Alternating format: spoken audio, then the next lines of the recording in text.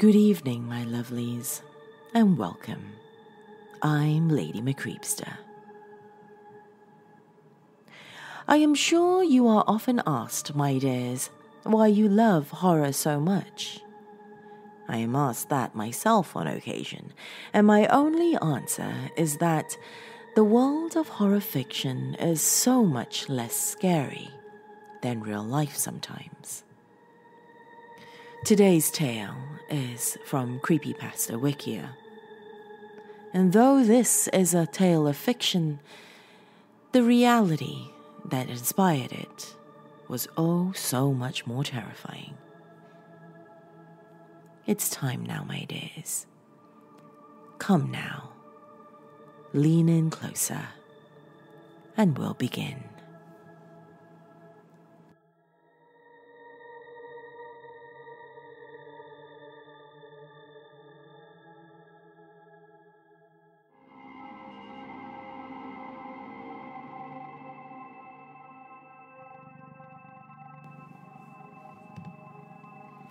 September 20th, 1944. Dear Mom, everyone says the war is ending soon. I don't know. We dropped into the Netherlands just yesterday, but those 24 hours seemed like an entire century. I write this letter to you in hopes that I can get this out to someone, anyone. You see, the Germans have built these things called concentration camps. We don't know the exact reasons yet, but they haul all these Jews, God rest their souls, to these camps and, well, I don't know. They kill them, I guess. We found one of those yesterday. I remember it all so clearly. Jeremy and I were the first ones out of the plane. We were dropped above a cloud bank, so we couldn't see the ground until it was too late to maneuver around. Jeremy saw it first, a sprawling square of grey buildings, grey everything. There were people on the ground walking in grey uniforms, and there were a bunch of grey watchtowers around, so I guess that's why Jeremy started screaming bloody murder, telling me that we were going to be killed by those krauts down there. I looked down, and the first thing that hit me was how slow these guys in grey uniforms were walking around. They were more like shambling around. Actually, I didn't realize it until now. Almost all of them were standing still. They had already spotted us and slowly moved into a circle. Jeremy was screaming so loudly by now that I was wondering if his head was going to explode. I tried to calm him down, but most of my attention was focused on the ground below us. At that point, I could see their uniforms clearly, and I knew that the people down there weren't soldiers. They were too thin, and they wore striped shirts and pants. They were prisoners. It was only a matter of seconds before we hit the ground, and Jeremy was trying to hug me. He was asking me to deliver something to his ma, tell his girl he loved her, and all that stuff. I kept on telling him that everything was going to be okay, that the people down there were just prisoners of war, but I was distracted by the people in the grey suits down there. They were almost in a perfect circle now, just standing. What really got to me, though, was how they looked at us. At first glance, I thought they were looking at us as if we were food, but it was the glint in their eyes, the special frown they had. It was pity. Jeremy started crying the minute we hit the ground. I removed my gear and had to get his off too. It hit me then that no one else dropped out from our plane. It was no use getting the heavy paratrooper gear off Jeremy. He just kept sobbing on the ground, saying that the Krauts got us and that he didn't sign up for this. It was just me and the prisoners. I looked at them and they looked back at me. None of them had any weapons, so I guess they weren't in the middle of an insurrection or anything. There weren't any Nazi corpses lying about, but there was something that I can recall very clearly. It was the smell of rotten flesh. "Hello," I called to them. There was no response, only expressionless faces. This gave me the creeps, so I withdrew my pistol from its holster. "What's going on?" Jeremy whispered by my side. He had gotten up and finally accepted the fact that we were surrounded by prisoners of war. I motioned for him to stop. Suddenly, I heard a ripping sound. I turned around and saw that a prisoner's arm had fallen off. "What?" Jeremy had barely a second to react before there were more of those noises coming from all around us. I swore that just a minute ago I saw human faces, human bodies looking at me. Now, I was staring into the face of death.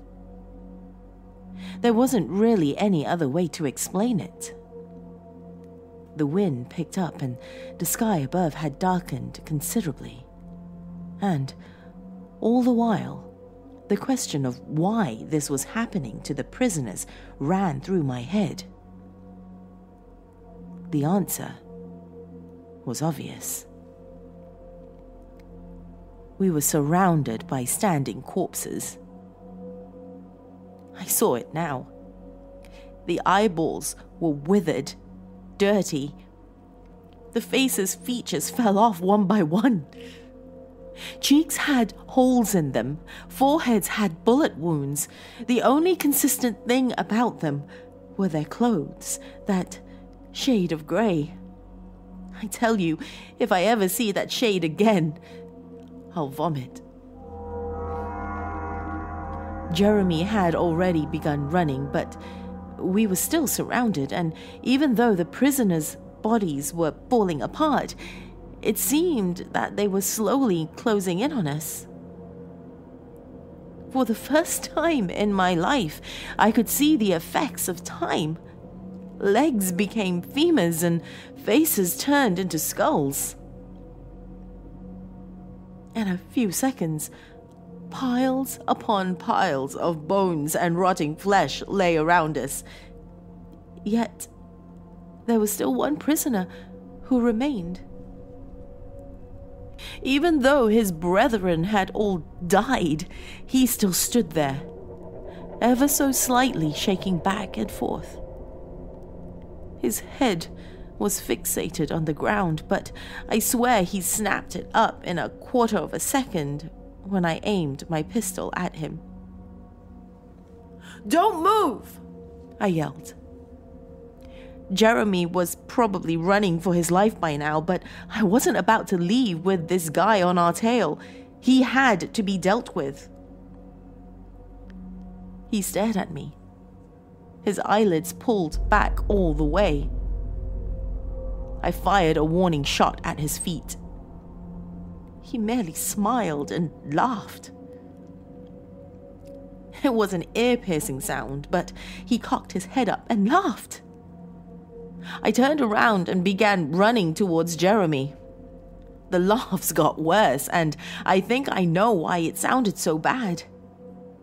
His larynx was deteriorating. There were plopping noises behind me as his limbs fell off. I don't really remember what happened after that. Jeremy and I met up at HQ an hour apart, and even though neither of us had a map, we made our way through a forest that took a jeep 4 hours to get through it in 30 minutes. We found our squad leader there, and he told us that we were missing during roll call that morning. We told him our story, and he told us about the concentration camps. Of course, he didn't believe us, especially about certain parts of the story. How could a man rot in a matter of seconds? Perhaps more mysteriously, how did we end up in a place that could only be reached by paradropping out of a plane when we weren't even in a plane? Nobody agreed to trek through the forest to find the concentration camp when we asked to go back there. Of course, in the end, Jeremy and I decided against it. Oh yes, there's one more thing. Today we captured a village. I'd tell you what it's called, but I don't remember the name.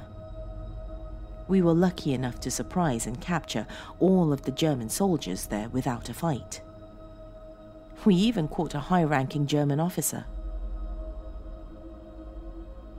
Our corpsman, Nate, took some German language classes when he was in university. Our squad leader told him to interrogate the officer about key defensive positions, the number of soldiers in the area, that type of thing. I realized this could be the chance to find out about something. I told Nate to ask the officer about the concentration camps in the area. Nate took some time to describe the camps to the officer, since I doubt German classes teach you how to say concentration camp in German. The officer shook his head, saying that they cleared out the camps a month ago when they retreated to Germany.